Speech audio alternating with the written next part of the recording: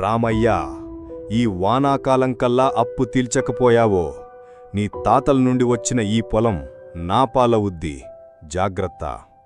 ఇది రామయ్య కథ. ఆ మట్టిని నమ్ముకుని బ్రతికే ఒక మామూలు రైతు కథ. ఆ ఏడాది వాన చుక్కాలేదు, పంట గింజాలేదు.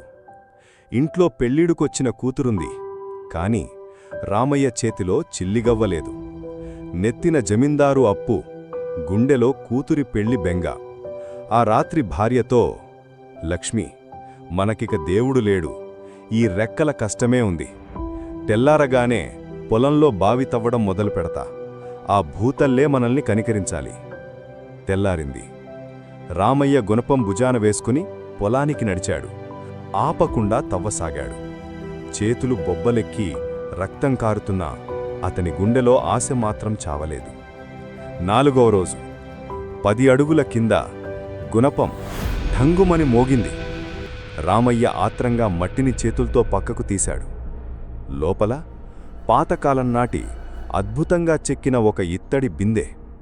దాన్ని పైకి తీసి నెమ్మదిగా మూత తీశాడు.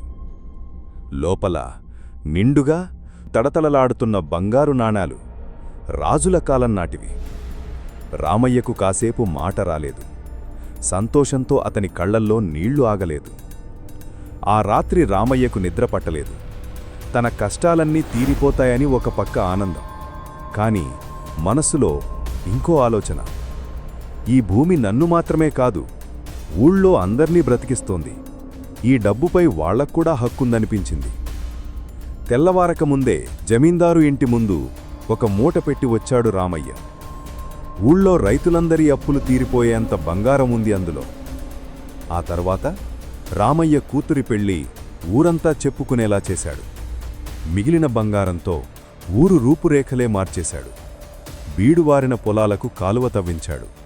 పిల్లల కోసం బడి కట్టించాడు. కొన్నేళ్లకు ఆ ఊరు పచ్చగా కళకళలాడుతూ ఉంది.